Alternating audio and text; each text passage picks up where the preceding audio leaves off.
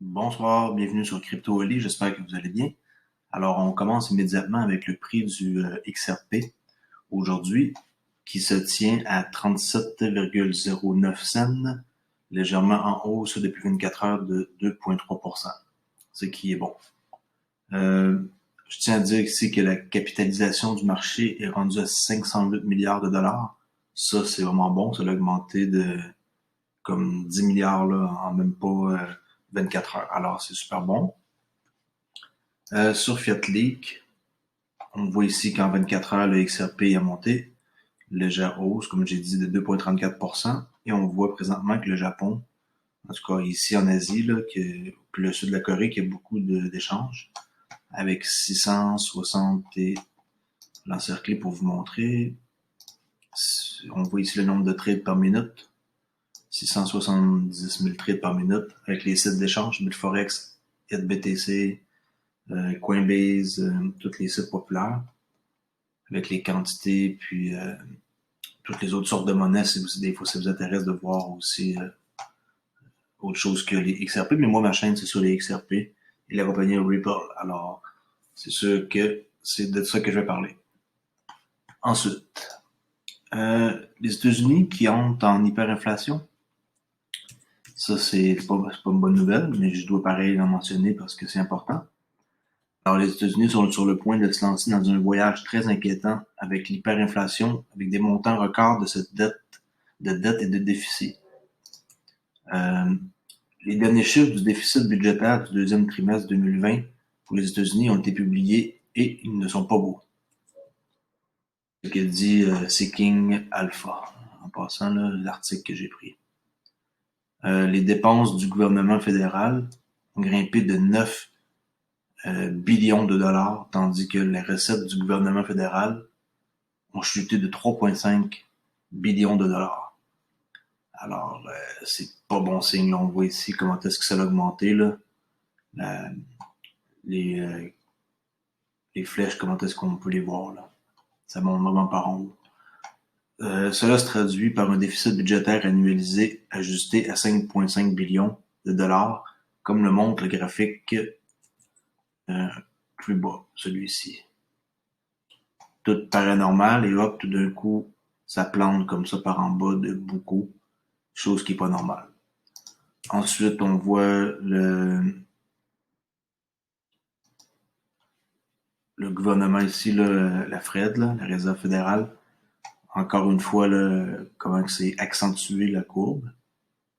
Alors tout ça, c'est un site où ce que vous pouvez vraiment fouiner longtemps. Là. Il y a beaucoup de stocks à regarder là-dessus. Je ne voulais pas comme entrer trop en détail dans les chiffres. Ensuite, sur Twitter, Télégraphe, Gold Telegraph, là je l'ai traduit, alors ça fait un télégraphe d'or. Le déficit américain en juin a atteint 864 milliards de dollars, ce qui est vraiment comme beaucoup d'argent. Tout au long de l'histoire, lorsqu'un pays imprime des sommes infinies de dollars pour financer sa propre dette, cela conduit finalement à l'inflation ou à l'hyperinflation. C'est arrivé en Allemagne, c'est arrivé au Zimbabwe et au Venezuela, pour n'en citer que quelques-uns. Et ça pourrait arriver aux États-Unis, alors ils ne sont pas à l'abri euh, de l'hyperinflation.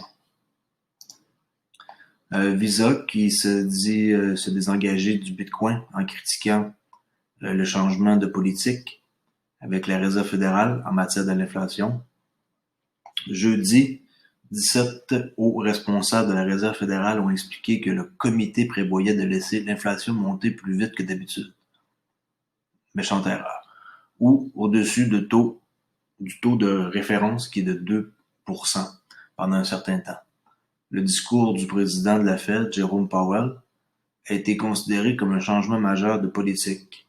Un certain nombre d'économistes ont commenté la décision de la Banque centrale. Le directeur principal de la politique chez Visa, Andy Yee, a déclaré que la déclaration d'inflation de Powell était historique et que les gens devraient se retirer avec le Bitcoin. Bon, ça, on va voir. Une chose est sûre, c'est que de mettre ça plus que 2%, c'est pas bon pantoute, là. OK. Ensuite, on enchaîne avec le président de Ripple, le PDG. Le PDG, c'est le CEO de Ripple, Brad Garlinghouse, qui a déclaré que l'action de l'inflation que la Réserve fédérale est en train de faire est un précédent depuis des décennies, puis que ça l'indique, heureusement pour nous autres, qu'il va y avoir une dépréciation du dollar US à court terme, ce qui va faire en sorte que la crypto va monter. Moi, je crois que ce qu'il dit, c'est vrai, puis on va voir dans les prochaines semaines. De Daily Ode, Ripple qui est en train d'exécuter son plan pour étendre ses envois de fonds XRP dans le monde. Ça, j'en avais parlé un peu hier, mais je voulais vous lire ici l'article. Ripple qui veut reproduire son succès dans le couloir de transfert des fonds des États-Unis vers le Mexique, vers d'autres juridictions à travers le monde. Mais je tiens à dire que c'est vraiment important qu'ils fassent ça parce que s'ils réussissent pas à élargir comme dans d'autres couloirs, le but c'est d'avoir entre 30 à 50 couloirs, selon ce qu'ils disent, je veux dire, il n'y aura pas assez de liquidité là, pour faire monter le prix du XRP. Mais moi, je sais qu'ils ont toute une équipe d'ailleurs, Ripple, puis qu'ils vont faire en sorte que d'ici peut-être quelques années, on va dire dans le meilleur des mondes de 2025, qu'il va y avoir 30 à 50 couloirs, puis que l'argent va circuler là-dedans abondamment, puis que le prix du XRP va monter de beaucoup. Chose qu'on souhaite. Encore de Daily Ode, les clients de Ripple qui disent s'ils vont passer du XCurrent, l'ancien système, au XRapid, alimenté par XRP. Dans le fond, ils sont tous déjà setupés les banques partout dans le monde avec XCurrent, mais il faut qu'ils changent comme pour XRapid.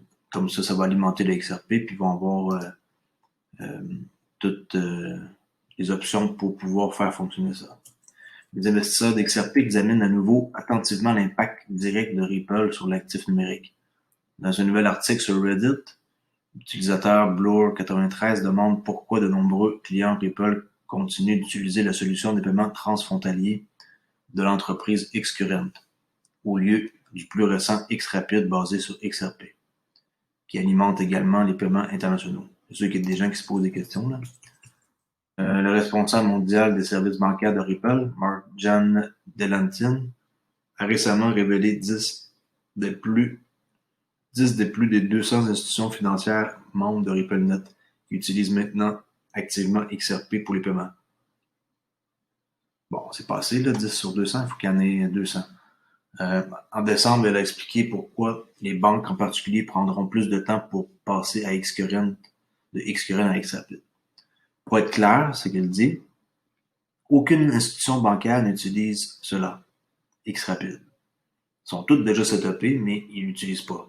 Ils attendent, dans le fond, que tout soit custody, là, sécuritaire avec des entreprises avec qui vont faire affaire pour que les gens comme moi et vous puissions mettre notre crypto-monnaie dans notre compte de banque en toute sécurité. Tant qu'il n'y aura pas ça fait, les banques ne vont pas utiliser XRapid. Quand ils bougent, ils sont lents, mais quand ils bougent, ils bougent pour longtemps. Alors, c'est ça. Alors, pour être clair, aucune institution bancaire va utiliser XRapid, car comme vous en avez probablement entendu parler, le cadre réglementaire autour de l'utilisation des actifs numériques n'est pas très clair pour les banques. Il faut que ce soit plus clair, puis même si Brian Brooks a autorisé les banques à se custodier, il faut que ce soit comme il faut qu'il y en ait au moins une qui va de l'avant. Puis je pense que celle qui va aller de l'avant, ça va être Bank of America, parce que c'est un partenariat avec Ripple. Alors je pense que ça va être les premiers à comme se lancer puis lever la main à quoi qui sont prêts là, qui vont faire le grand saut.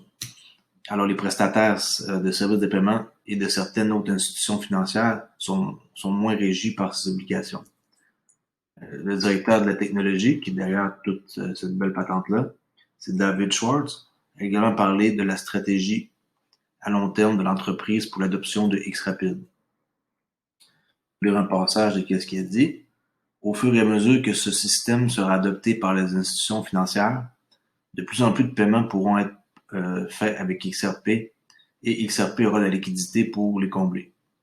Ensuite, nous devons simplement choisir un corridor stratégique avec un bon volume, mais aussi des coûts assez élevés dans l'espace de règlement traditionnel.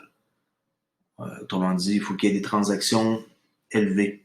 C'est ça qu'il faut qu'il n'y ait pas des transactions de 50 pièces. Il faut qu'il y ait des transactions de 50 000, de 500 000, de 5 millions pour que le prix du XRP augmente. Alors, ça va inciter comme le pool de liquidité d'XRP dans un corridor à être utilisé davantage et augmenter. Ensuite, ces paiements seront réglés via XRP avec le système qui est déjà prêt pour tout cela. Ensuite, si 60 millions de XRP qui a comme franchi dans le fond comme qui est arrivé chez Binance. Alors ça c'est vraiment bon, là. Ça veut dire qu'il y a des gros joueurs qui sont en train de déplacer des blocs d'XRP. C'est un article de crypto le site News Bitcoin Life de CryptoCorn. Ils disent que 2 quantités de XRP à couper le souffle transférées par Ripple a été représentant 60 millions d'XRP. L'un d'eux a été envoyé à Binance récemment. Ripple a transféré de grandes quantités d'XRP dans ses couloirs on-demand liquidity, ODL, et ses principaux échanges. Maintenant, il a transféré 60 millions d'XRP en envoyant une partie à la plateforme de trading Binance. Alors ça, c'est vraiment bon là, qu'ils aient fait ça. Là. C'est une grosse quantité d'XRP, puis je pense que Binance, ils pourraient être les premiers là, peut-être à utiliser un corridor pour faire ça. OK. Ensuite, je reviens sur Flare, qui est le partenaire de Ripple, qui est encore comme genre sous le choc. Si on peut dire que 295 millions d'XRP qui ont été réclamés par 5400 investisseurs, là, comme moi par exemple. Alors, c'est massif. Puis je crois qu'eux autres, ça leur plaît beaucoup tout ça. Alors la société qui est soutenue déjà par Ripple, Flare Network, a déclaré avoir reçu une réponse écrasante de la communauté XRP. Dans un tweet semi-viral, Flare note que des milliers de détenteurs d'XRP ont configuré leur compte XRPL afin de réclamer leur jeton Spark, comme que moi j'ai fait. Alors la réponse de XRP à Flare a été massive. Comme je répète, 5400 comptes, donc 295 millions d'XRP en 6 jours. Super. Alors si vous avez des XRP, vous pouvez les réclamer de plusieurs façons. De quelques façons pour l'instant, là, avec le site d'échange Bitrue, avec XRP Toolkit, ou sinon avec XUM, XUMM. Je peux l'écrire comme ça ici. Là. XUUM, XUM, portefeuille de XRP, de Ripple. Alors, je crois que pour aujourd'hui, c'est tout. Je ne vais pas trop m'élaborer dans une longue vidéo. Alors, si vous aimez qu'est-ce que je fais ou puis qu'est-ce que je vous enseigne, n'hésitez pas à communiquer avec moi puis abonnez-vous à ma chaîne. Mon nom est Crypto Oli. Merci. Au revoir. À la prochaine vidéo.